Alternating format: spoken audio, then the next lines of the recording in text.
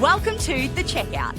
We catch up with previous Add to Cart guests and ask them 5 quick questions to get to know them better and leave you with a little extra inspiration to get you through your Friday. Today's checkout features Shaun Broughton, Managing Director for APAC and Japan and Shopify. With previous roles at Lego and Microsoft, Shaun is now spearheading Shopify's expanding presence in the world's largest market for retail e-commerce, amounting to nearly $2.9 trillion in 2021. Shaun, welcome to The Checkout. Thank you for joining us. We're here to learn more about you. We've heard all about Shopify's 2022 and your view on the Australian e-commerce market and what you predict for 2023, but here to learn a little bit more about you. So 5 quick questions. Number 1, what's the weirdest thing that you've ever bought online? I went through a period where I love fancy dress parties. I love them. There was one that I just really had to be the guy from Where the Wild Things Is, the little boy in the outfit. Oh, yeah. With the tail and the dog ears. Yeah, but I didn't want some naff budge one. And so I went scouring the internet. I found this lady in Nebraska that I just sent her my size and height, and she custom made this beautiful Where the Wild Things Are total outfit was. So it's not, some people think that's weird. It wasn't too weird to me, but a lot of my friends think that's weird, going to that level of effort. That's amazing. What's your go-to custom, fancy dress theme? What's the funnest?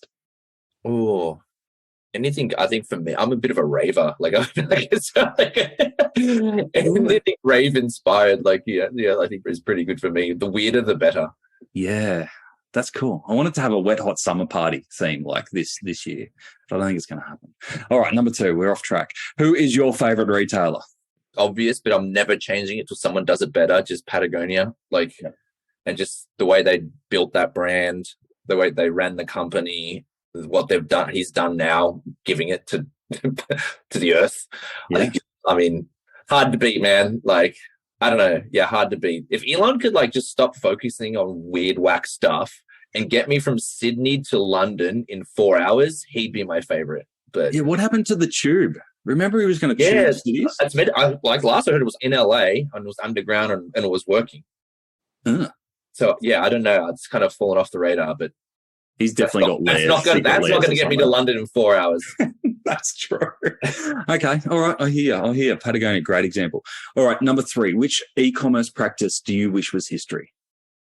Many moons ago, we'll call it 20 years. I remember launching, we were moving from above the line, below the line, and through the line as a way we described just marketing. And we came up with this new term at Microsoft called omnichannel. I hate the thing. So there's got to be from Microsoft. I don't think.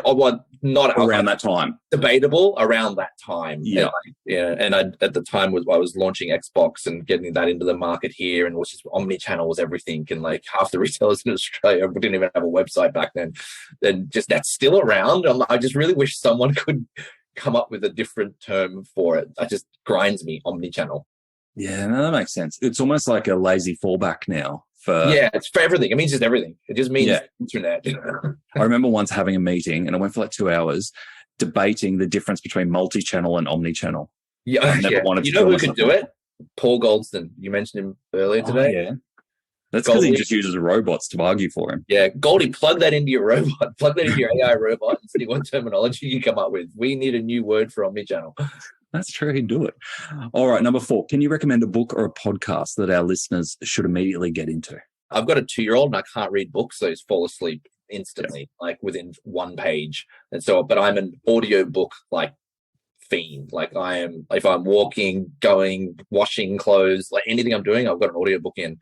And because of just a lot of the world and the state it's in right now, I've just been kind of lately obsessed with I don't know, this isn't really nerdy, but Marcus Aurelius, and he was a general and he invented Stoicism, and he wrote a book way back then called Meditations.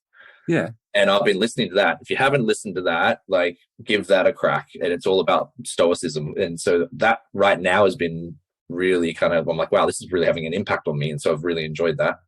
That's a great recommendation because it's one of those books that you hear referenced a lot, but you don't actually think of reading it. Or because you go some Roman emperor wrote that hundreds of years ago. What's he know? And you're wow, this guy said that all the way back then. Jeez. So yeah, it's pretty good. Yeah. Great tip. Thank you. All right. Last one I have for you, Shaun. Finish this sentence. The future of retail is? everywhere that consumers are, but in a way that's not annoying. Yeah. Like you should be able to connect and interact with a retailer or a brand pretty much now in the means anywhere, but not finding ways to do it that aren't intrusive or annoying. Maybe direct mail. I mean, I couldn't put that on a T-shirt, but it rings true for me. They're just stealing other people's ideas right in front of them. Shaun, thank you so much for joining us on the Checkout. Thank you very much for having me. To hear more from Shaun, jump back into episode 253, where Shaun shares the all-important and often surprising stats from Black Friday in 2022. He also shares why he thinks that value and longevity are the key customer propositions that we should be sprouting, and tells us about his plans for a spot of revenge travel in 2023. Thanks for listening, and until next time, keep adding to cart.